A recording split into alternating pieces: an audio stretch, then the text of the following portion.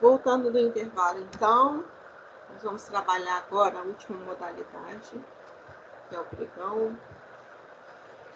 Bom, em relação ao pregão, como eu disse para vocês já antes do intervalo, ele foi uma modalidade criada inicialmente por uma medida provisória, tá? Essa medida provisória, ela era do ano de 2000, tá? Medida 20 de 26, essa daí é outra, vou passar para vocês depois, tá? Mas inicialmente ela foi criada por uma medida provisória no ano de 2000, tá? E aí depois ela foi convertida em lei e se tornou a Lei 10.520, tá? O que a gente precisa saber sobre o pregão? Ele é aplicável para bens e serviços comuns, tá? Natureza do objeto, então. Então, quando que eu, administrador público, poderia usar essa modalidade, então, de licitação trazida em 2002? É muito mais célere, ela veio aí para tentar desburocratizar, então, seria para objeto e aquisição de serviços e bens comuns. O que seria aquisição de bens e serviços comuns? São aqueles cujos padrões de desempenho e qualidade possam ser objetivamente definidos pelo edital, por meio de especificações usuais no mercado, qualquer que seja o valor da contratação. Isso está no próprio artigo 1º da lei. Então, o próprio artigo 1º da lei fala: serviços comuns poderá ser adotada a licitação na modalidade pregão, que será regido por essa lei. Considero bens e serviços comuns para os fins e efeitos deste artigo aquele cujos padrões de desempenho e qualidade possam ser objetivamente definidos pelo edital, por meio de especificações usuais do mercado. Então, quando eu digo assim, eu gostaria de, nosso órgão está precisando, então, de comprar papel A4, está precisando comprar caneta esferográfica de tinta azul, está precisando adquirir cadeiras. Veja bem, se são critérios objetivos, tá? São padrões de qualidades aí que são fáceis de serem definidos, porque as especificações deles são muito claras e são usuais no mercado, é perfeitamente possível. Então, é muito comum você ver um pregão, inclusive na modalidade eletrônica, que hoje em dia é mais usada, mais do que presencial, né, para compra de objetos assim, que são facilmente definidos, né, que as especificações deles são claras e são usuais no mercado. Tá? E aí o próprio artigo 2º, parágrafo 1º, fala: poderá ser realizado o pregão por meio de utilização de recursos de tecnologia de informação, nos termos da regulamentação específica. Como eu já disse para vocês, a regulamentação específica, então a última delas é o decreto 10.024, tá? Que traz aí a modalidade de pregão. Tiveram outros decretos, como eu disse antes desse, mas esse foi o último, tá? Bom, continuando então aqui, para você ter uma ideia, ele é aplicável então a todos os bens e serviços que são considerados comuns, tá? Sem limite de valor estimado para contratação. Veja bem, falou bens e serviços, falou a palavra obra? Não. Falou alienação? Não. Então veja bem, falou concessão? Não. Então nós estamos falando de bens e serviços comuns. O Tribunal de Justiça, que é um órgão, né, precisa contratar um serviço de jardinagem para podar os jardins do tribunal e de todos os fóruns de todas as comarcas. Veja bem, qual é o serviço comum? Qual é o serviço comum? O serviço de jardinagem vai constituir em poda, em isso, naquilo, que vai especificar o tipo de serviço de jardinagem que se quer, tá? Foi regulamentado pela União. Esse material aí fala, tá, de um decreto, um dos primeiros decretos aí, que é o decreto de 2000, tá? Mas, como eu já disse, teve outros decretos depois disso. Esse decreto do pregão eletrônico também, porque esse material que está aí, ele é anterior a 2019, mas como eu disse para você, tem o decreto 10.024, que é depois desse de 2005, então esse pregão eletrônico aí teve esse decreto regulamentando ele em 2005, mas que é a lei de 2002, né? Mas agora em 2019 teve um novo decreto. Por que ele é tão utilizado? Pela celeridade nas computações. E a gente vai ver que as fases dele são mais enxutas e simples. Esse inciso 3 que você está vendo na sua tela aí, ele é o inciso 3 do artigo 5º, tá? Da lei de pregão. Então, vamos lá na lei de pregão, no artigo 5º, inciso 3. Olha o que fala também, tá? Além dele ser mais célere, ele faz menos exigências que naquelas outras modalidades que a gente estudou, né? Inclusive, o artigo 5º fala, é vedada, é proibida a exigência de garantia de proposta, aquisição do edital pelos licitantes como condição para participar do certame, e pagamento de taxas e emolumentos, salvo os referentes ao fornecimento do edital. Tá? Então, assim, não se pode cobrar, né, participar de uma licitação dessa, nenhum tipo de taxa e emolumento, só se for para te fornecer o edital. Tá? E edital, assim, impresso, né? Porque hoje em dia nem se usa mais, é tudo eletrônico, né? Mas, por exemplo, se tivesse que imprimir ele e te entregar ele impresso, só os custos mesmo de fornecimento dele, tá? E aos custos de utilização de requisitos de tecnologia também, quando for o caso. Mas a regra é que não se exige esse tipo de coisa, tá? Outra coisa interessante em relação ao pregão é que o prazo de validade das propostas é de 60 dias se outro não tiver sido fixado no edital. Mas isso a gente já tinha conversado ali. Por quê? Porque também, naqueles outros casos que a gente falou, das outras modalidades, o licitante ganhador, ele vai ter que segurar ali, né, a proposta originalmente feita por 60 dias. Aqui é a mesma coisa, tá? Vai ter que segurar o preço, as condições por 60 dias. Se o outro não tivesse sido fixado no edital. E aqui que eu quero te chamar a atenção, tá? Porque, veja bem, você se lembra que nas outras modalidades nós temos também fase interna e fase externa, certo? Aqui também. Fase interna é aquela fase de preparação, né? A administração está preparando ali o certame. E a fase externa, a gente já viu também, é que vai mudar aqui agora em relação à licitação. A gente viu que as fases externas lá são 5, né? Que começa com a publicação do edital, vai lá para habilitação, para classificação e julgamento, homologação e adjudicação. Aqui você vai ver que a fase externa muda. A preparatória ainda continua igual, que é a administração pública tomando todas as providências para o certame. Mas a fase externa muda, tá? Então vamos ver isso.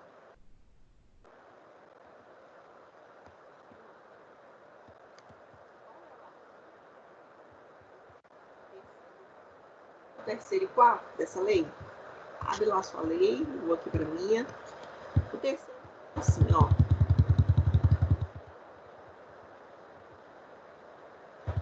A fase preparatória do pregão, observar-se-á o seguinte.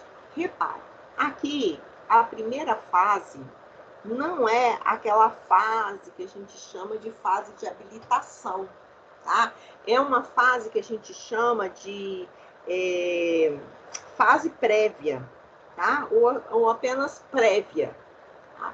É essa primeira. Então, não existe esse procedimento de habilitação, de juntada de documento, como é lá nas outras modalidades que a gente estudou, não, tá? Aqui ela é um pouco diferente. Então, a fase preparatória aqui, que não se chama fase de habilitação aqui, tá? É apenas uma prévia, ela faz o seguinte, a fase preparatória observará o seguinte, a autoridade justificará a necessidade de contratação e definirá o objeto do certame, as exigências de habilitação, os critérios de aceitação de proposta, as sanções por inadimplemento e as cláusulas de contrato, inclusive com fixação dos prazos para fornecimento. Então, aqui é a administração pública que vai dizer qual é a necessidade. Ela vai dizer qual é o objeto do certame, quais as exigências da habilitação, Tá? Depois ela vai falar da definição do objeto, que tem que ser preciso, claro, né? Não pode ter especificação excessiva, irrelevante ou desnecessária, que limite aí a competição. Também vai ter, nos autos do procedimento constarão a justificativa dessas definições, né? Que são indispensáveis aí, os elementos técnicos. A autoridade também designará dentre os servidores do órgão ou uma entidade que vai promover, porque ele pode colocar uma entidade para promover, né, o pregoeiro e a respectiva equipe. Tá? Então, existe aqui uma fase que a gente chama de fase prévia. Tá? Uma fase em que a administração pública está organizando, tá, o certame. E o 4, que é a fase externa, será iniciada, repare, não sei se a sua está vendo, mas existe um risco na redação que foi dado, né? Está com a vigência encerrada, e uma nova redação do inciso 1. Diz assim: a fase externa do pregão será iniciada com a convocação dos interessados e observará as seguintes regras. A convocação dos interessados será efetuada por meio de publicação de aviso em diário oficial do respectivo ente, ou não existindo jornal de circulação local, e facultativamente por meios eletrônicos, conforme o vulto da licitação, em jornal de grande circulação, nos termos do artigo 2º. Então, aqui é a primeira parte ali, dando publicidade e convocando os interessados. Do aviso constarão a definição do objeto, a indicação do local dos dias e horas em que pode ser lida e obtida na íntegra o edital, tá? As cópias do edital e do aviso, que vão ser colocadas para qualquer pessoa com consulta, o prazo fixado para apresentação das propostas, contado a partir da publicação do aviso. Dia e hora, e aí vai. Todos os requisitos, tudo que vai constar nessa abertura. Ó. O dia e hora que vai ser designado, o curso da sessão, a abertura da sessão, quem vai estar lá, né? O julgamento e classificação das propostas. Repare, aqui não existe a primeira fase de habilitação. Tá vendo? A primeira fase aqui não é juntada de documento. É como se houvesse uma inversão e primeiro houvesse a classificação das propostas. A gente vai ver isso agora. Então, olha só. Essa fase de habilitação, que para o pregão não é habilitação, é apenas uma prévia, tá? Houve uma inversão com a fase de classificação. Então, aqui no pregão é diferente. Ela é aberta a qualquer interessado, né? Existe uma inversão nessa habilitação. Existe um critério único de julgamento, que nós vamos ver agora, vai ser o menor preço. A oportunidade de uma segunda rodada, que a gente vai ver também. A habilitação, ela vem depois, tá? Depois da classificação é que vem a habilitação, que aí vai ser analisada a documentação somente do vencedor. Então, olha que interessante no pregão.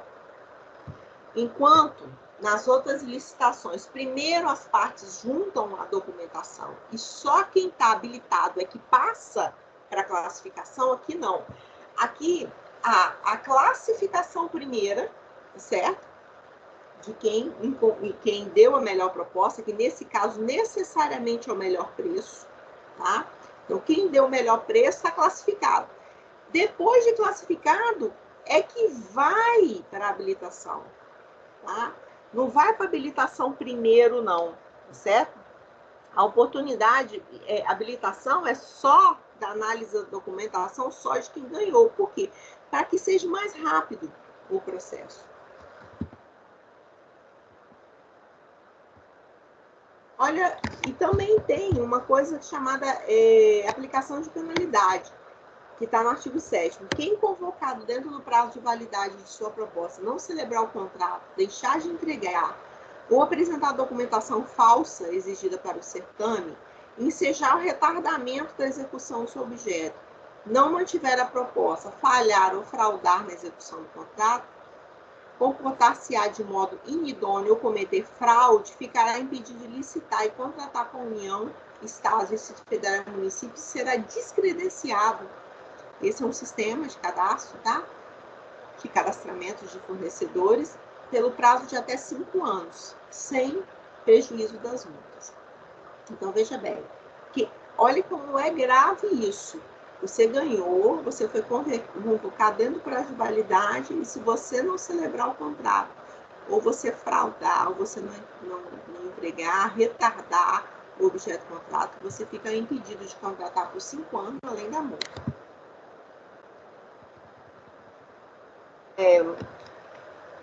Então, vamos lá.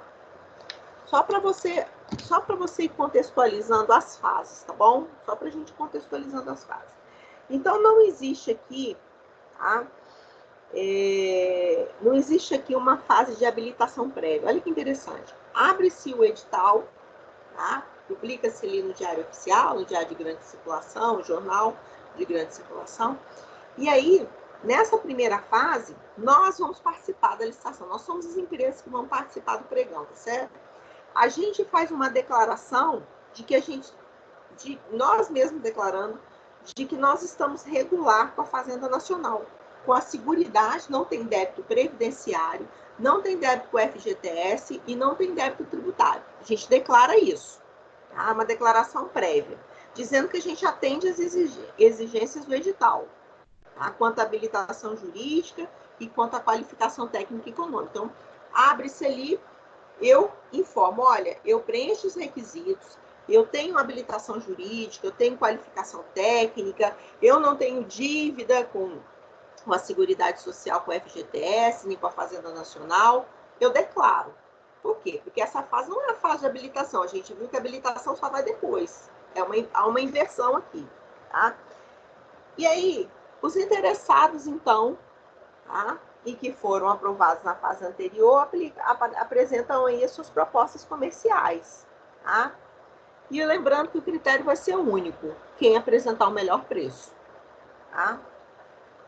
No curso da sessão, e aí a gente vai ver que se o pregão for presencial, essa proposta vai ser oralmente lá, presencialmente, se for eletrônico também, pela internet, tá? No curso da sessão, quem está participando, os licitantes que estão participando, vão dando ali as suas ofertas, né? O autor da oferta de valor mais baixo e das ofertas com preços de até 10%, então quem está mais baixo e até 10% superior àquela que está mais baixa, tá? Poderão fazer novos lances verbais e sucessivos até a proclamação do vencedor. Então, eu apresentei o preço de 100, você apresentou o preço de 110. Então, você ainda está no páreo, você ainda está podendo concorrer, porque você está até com 10% acima da menor proposta. Eu fiz 100, a minha menor proposta, por enquanto, é de Giovana, 100. Você lançou 110. Quem lançou 120 já está fora. Os que forem lançando podem ir fazendo novos lances verbais e sucessivos até a proclamação do vencedor. Não havendo pelo menos 3 ofertas nessas condições, poderão os autores daquelas 3 melhores propostas oferecer novos lances verbais e sucessivos. Então, os 3 com melhor lance ainda não fechou com a administração pública, esses 3 ainda podem fazer novos lances, tá? Aí vamos supor que até que a administração declare o vencedor. Encerrada essa etapa de competição, que seria então a inversão, repare, aqui primeiro se tem a classificação e julgamento das propostas. Agora que vai vir a habilitação do vencedor. Nas outras não, você lembra? Primeiro habilita, olha a documentação, para depois ir para a competição, para a classificação das propostas. Aqui não. Aqui primeiro a gente declara que nós estamos todos certinho. Olha, eu não devo fisco, eu não devo FGTS, eu não devo previdência, eu preencho os requisitos técnicos, eu preencho os requisitos jurídicos, a empresa está ok. Tá todo mundo bonito, tá todo mundo ok, vamos então para a competição. Terminou a competição, saiu vencedor, depois desse monte de lance verbal, que pode ser presencial, se o pregão for presencial, como pode ser virtual, se ele for virtual, vai passar aí, então, para essa fase de juntada de documentos de habilitação. Então, encerrada a etapa de competição entre as propostas, o pregoeiro procederá à abertura do invólucro das suas propostas, né? Contendo os documentos de habilitação do licitante responsável pela proposta vencedora, para verificação do atendimento das condições. Aí vamos supor que abriu o envelope com a documentação daquela empresa vencedora. Se essa empresa estiver inabilitada, ele e essa empresa foi que apresentou a melhor oferta, serão analisados os documentos do licitante que ganhou em segundo lugar. É por isso que tem que ficar 3 vencedores. Por quê? Porque não é só agora que vai analisar a documentação de quem ganhou. Aí vamos supor que na hora que abriu a documentação viu que aquele que venceu está inabilitado. Ainda tem mais 2 para chamar nessa ordem sucessiva, tá? Até algum desses 3 estarem perfeitamente habilitados. Se a oferta não for aceitável ou se o licitante desatender as exigências de habilitação, serão examinadas as ofertas subsequentes, né? E a qualificação dos demais licitantes, até que se chegue aí um que atenda às ofertas do edital, tá? Por fim, apontado o licitante vencedor, será a ele adjudicado. Aí vem a fase de adjudicação. Mas, Giovana, cadê a fase de homologação? Repare comigo.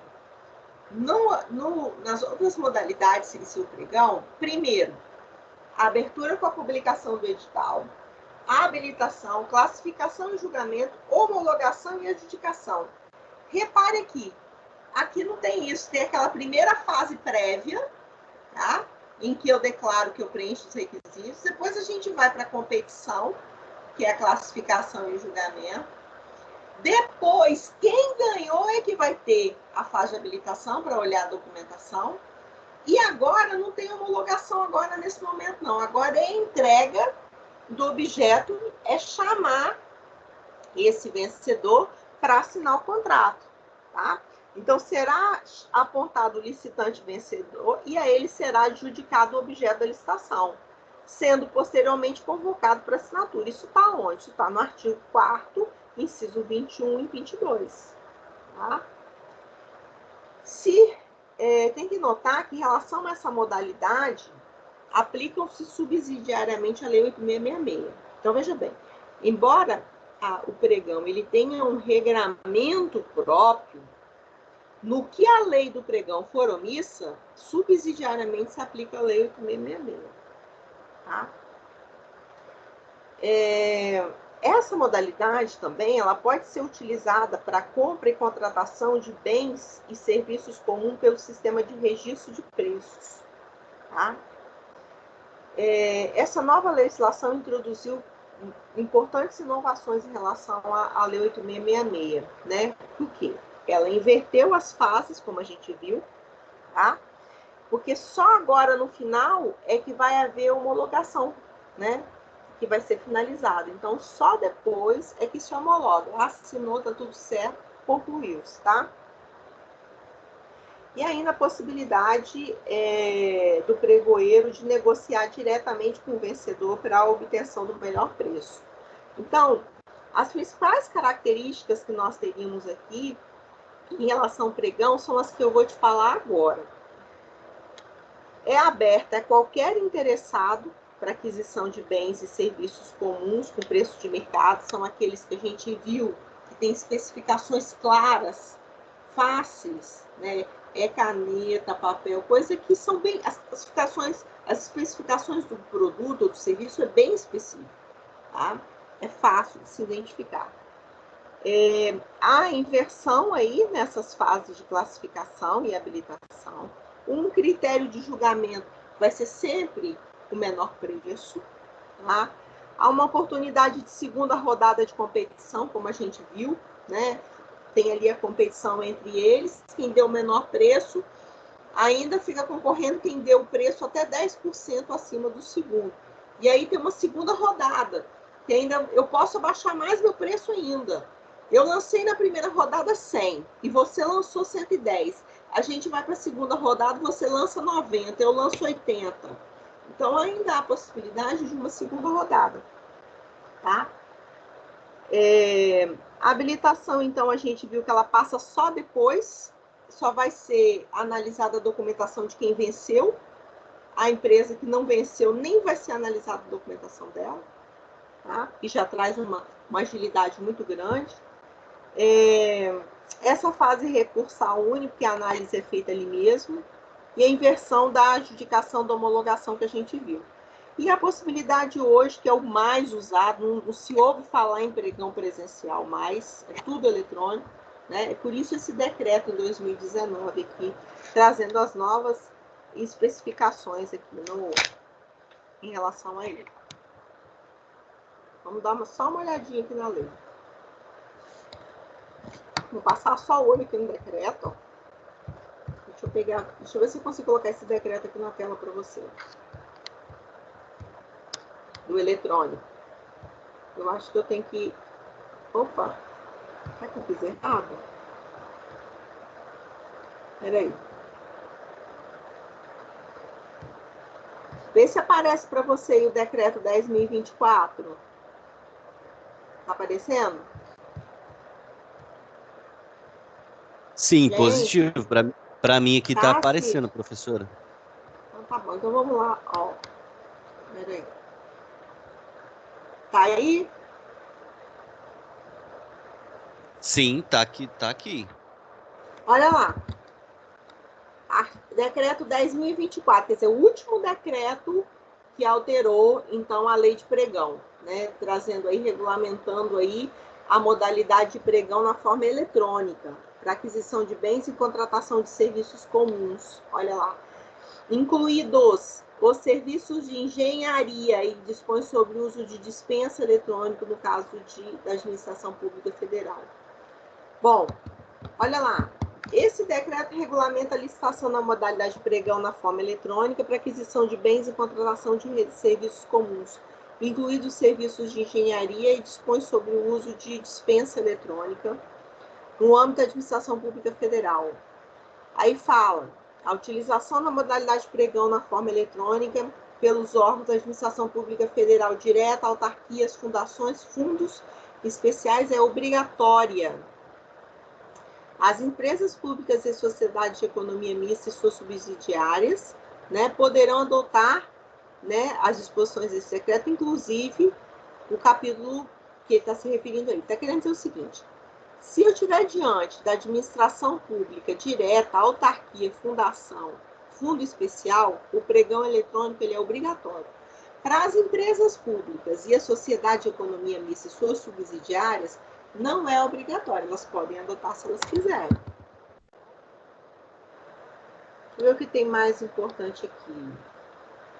Os princípios, né, que o pregão eletrônico ele vem dizendo aqui, né, no artigo 2º, o pregão na forma eletrônica é condicionado aos princípios lá, da legalidade, impessoalidade, moralidade, igualdade, publicidade, eficiência, probidade, desenvolvimento sustentável, tudo aquilo que a gente estudou na semana passada, vinculação retrasada. Vinculação ao instrumento convocatório, julgamento objetivo, razoabilidade, competitividade, proporcionalidade. Tudo isso a gente já viu na aula passada. Esses aqui, esse artigo 3º, eles são os conceitos, né? Conceito de definição, né? Do que é edital, do que é estudo técnico, do que é lance, do que são os conceitos. Tá? O artigo 3º é conceito.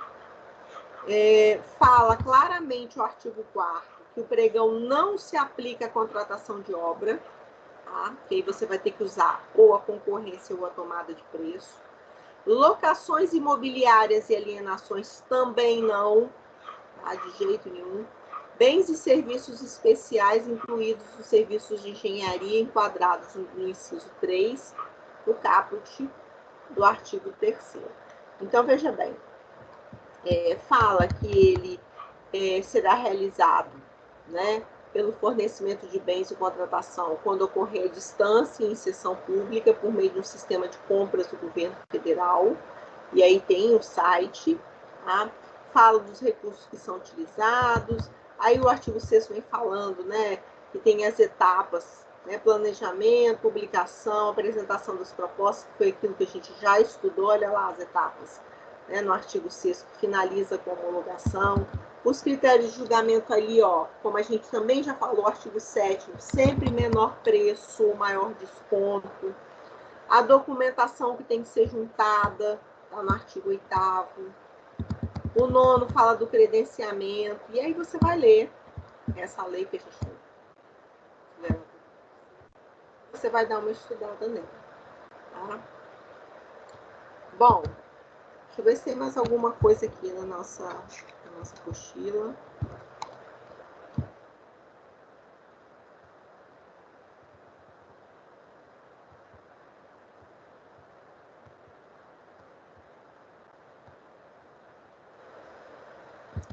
Bom, tem também uma forma, né, que alguns autores trazem ele como modalidade de licitação. Embora não apareça lá expressamente como uma das modalidades de licitação, ele é tratado sim, tá? O registro de preço, ele é tratado como sendo uma modalidade, embora ele não esteja lá expressamente constando no rol, tá?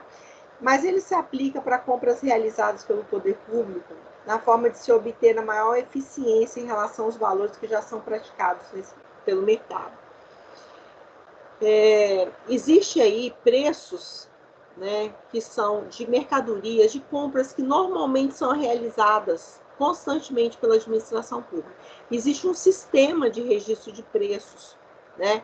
Como essas compras elas são constantes, são periódicas, já existe aí um sistema que ficam registrados os preços, tá? Para que se evite aí um superfaturamento quando a administração pública tiver que adquirir algum produto. Esse registro, diz o artigo 5º, parágrafo 3º, deve ser precedido de concorrência, podendo ser impugnado por qualquer cidadão em razão da incompatibilidade com os preços de mercado. Então, o que acontece? Se a administração pública, através da modalidade, né, de concorrência, ela for contratar com base no registro de preços que ela tem, né, e aquele preço for um preço exorbitante, qualquer cidadão pode impugnar aqueles preços que a administração pública está adquirindo. Importante dizer que esse registro será validado por um prazo não superior a 1 ano, conforme determina o artigo 5º, sendo que em relação a ele deverá ser oferecida uma ampla publicidade. Em relação a todas as compras que são realizadas pela administração. A ideia aqui é que não haja um superfaturamento. Então, é importante que exista aí um registro de preço para saber o que está dentro da normalidade de se pagar. Deixa eu ver o que mais.